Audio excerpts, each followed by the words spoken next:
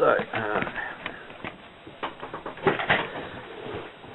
the experiences continue. The strange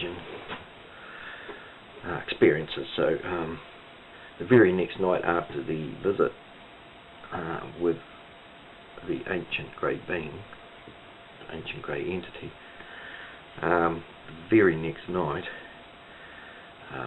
I was awakened by being basically the feeling of an invisible presence grabbing my wrists and pulling me up, straight up vertically out of my bed. But really what was happening was that I was being pulled out of my body, and as I got pulled up, then the presence pushed my hands over me like this, across my chest, and then let me go, and I'm sort of floating there like this, going thinking, what now? So I thought, oh, I'll go into my son's room, and I started to float. As soon as I thought that, I floated sort of across the bed. So using yesterday's picture, now I am up, and I floated across that way because I wanted to go to my son's room here. I floated across, and then I started to go sort of as I reached the edge of the bed, I started to float downwards, and as soon as my feet touched the ground, I was back in my body. I woke up, and that was the end of that experience. And that's the first time that I recollect actually having an out-of-body experience. Or in this case, it would be more accurate to say it was an assisted out-of-body experience.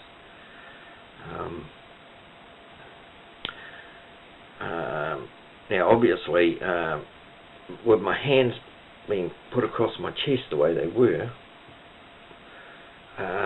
it was a direct link with the previous evening's experience with the ancient grey being, who had his hands across his chest at the time that I saw him. So in this case, though, the entity stayed invisible. So the visible entity, I guess I should have perhaps explained a little more about his looks. I'm not sure now what I actually said. I think I explained how, I mean, if you've seen pictures of old people, you know,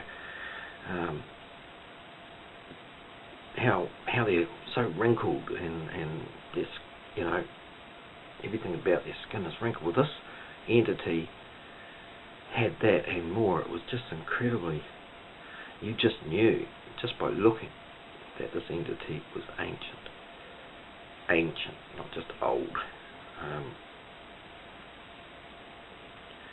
Obviously powerful. His fingers, his fingers were long, probably that much longer than my fingers in comparison. I can't say for sure exactly how many fingers were on the hands. He wore a grey robe, and as I said, he levitated. So this following evening, this happened to me. I guess you could say I was levitating too. So again, I'm looking at the two worlds aspect. I'd like to talk a bit more about these things that we call aliens and UFOs. That they may not be what we can think they are, as in they're not. They may not be, you know, interstellar travellers from another planet in craft that traverse physical space. I haven't read anyone. Well, of course, I've read and heard stories about people who have been abducted and what have you, but I'm more inclined, at least at this stage, through my own experiences, to think that what we're dealing with here is not an interstellar, extraterrestrial type being in the physical universe, but it's in another universe which superimposes on our own, or has something it's directly involved with our own. But I'm more inclined to try not to be too speculative about what they are, what they want, what their connection is. I mean, let's face it, I never had, as far as I know, apart from, as I say, in my infant years with the nightmares, I've never had any strange experience apart from the usual interaction with human beings. But none of these strange experiences, until I started getting interested, until I was interested in Christianity. So there's a link there somewhere. There's so much stuff and opinion and speculation on the internet about what might be. I'm not really willing to get into that, because speculation's fine, but once it becomes established truth, it's lost its edge, really. Now, so okay, I had that experience, and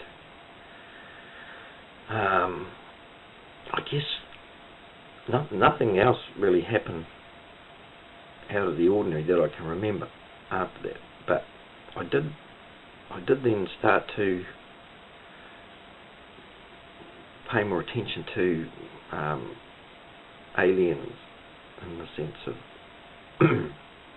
I'd sort of known, I'm not sure when the classic alien grey face came into the sort of arena of human, popularity, but I didn't really know too much about them, but I did suspect that they had something to do, if they existed, had something to do with religion, or human religions, and I guess I had to, because I was having these experiences. One more experience that I had, which I think I've mentioned way prior to this, which I'd like to talk about in the next video, I think, just to cover it. But every other one has been sequential. The one I'm talking about was the very first one I had, which I'd kind of forgotten when I started this series, so I'll have to revisit it, share it. But I started to have a look. So I think I brought a book that became popular about this time, which was Whitney Strieber's Communion. So I read that book, and that gave me a bit of insight into, well, at least Whitney's point of view on what was happening, his speculation. But you see, that's the thing, it's all speculation. These things that are happening to human beings, terrifying, violating, but in a sense, apart from maybe in people's minds, there's no harm done physically. Although I might be mistaken there too. People talk about feeling like they've had operations and things like that, but there's far too much information not available, not there, and there's far too much filling in the gaps. If these beings are wanting contact with us, and this is the way they're going about it, what's really going on, I don't really know. It's got something to do with your belief system. That much is obvious. And history. So, in the belief systems, as far as this thing called extraterrestrial goes, some people think it's a relatively recent phenomenon. It's not. It's been going on since human beings have existed, and that's why. Archaeological discovery has these common denominators in the artifacts of different cultures, different tribal, because we live on this sphere, this wonderful, crazy planet. That's our environment, and as these wee tribes, we were spread out all over in different areas of this planet, and as far as those tribes knew any different, they were the only ones that existed. There would have been a time when all tribes would have thought the same thing, the only one that existed. So in that basic family group of different tribes, there's that kind of need to stick together. That's part of the survival thing, to establish some form of hierarchy and leadership, and as a form of coherency, and find purpose and go and discover. And right alongside all of that were these extraterrestrial experiences. So when you're evolving as a species on the planet surface, but that thing is definitely happening. It's historically, there's a print there, a print like a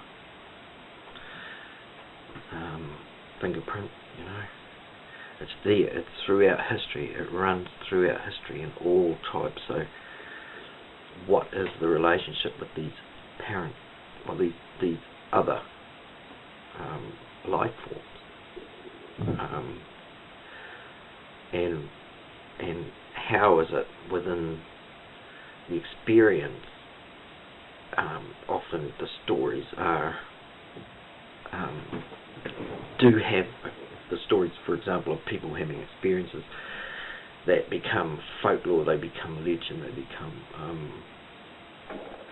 they become what culture is founded on, because they're the spiritual leaders of the tribe. They're the gifted. They're the ones that have these experiences. And often, if you read the lore on the LORE on different tribes, you see a connection between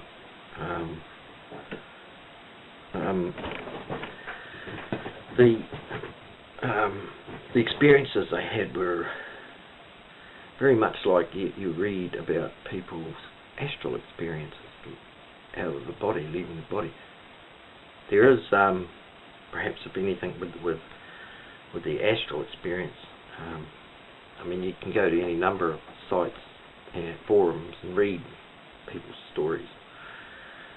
It's more prevalent today than it's ever seemed to be. It's just not something that happens to the holy men of the tribe or the holy woman of the tribe. It's something that's happening to Joe Ordinary, Jack and Jill Ordinary, your average, everyday, garden variety human being.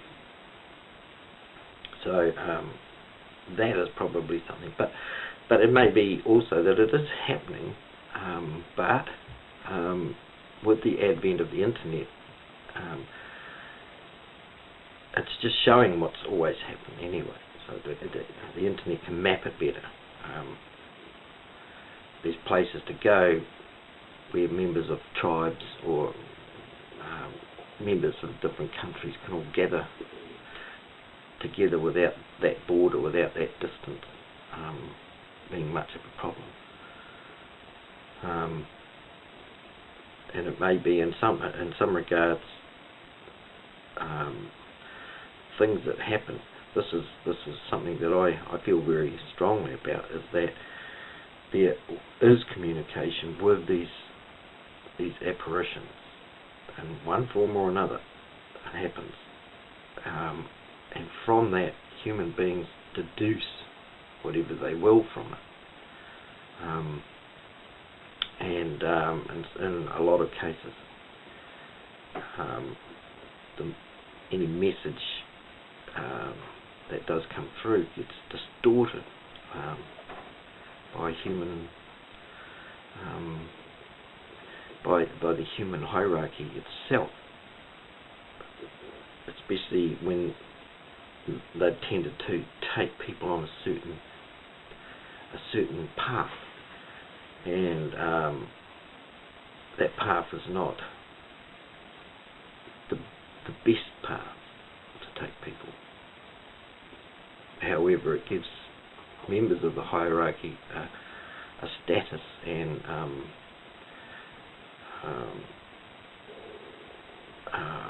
income and mana and prestige, and it's those things that the path they're on gift to them, because that's the path they're on, and they don't want to give up that gift,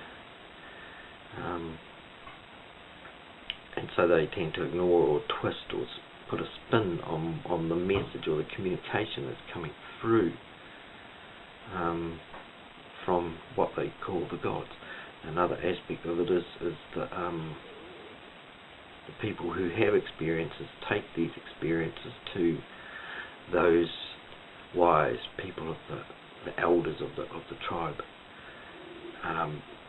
who can interpret what the experience was for those people. So if people don't know, they they're young and they've never experienced it before. They're frightened, confused. Take it to the elders, take it to those wise ones, and have it explained to you. And in this way, the twist, the ability to put a spin on things is kept in the hands of those elders and wise people and respected pillars of the community.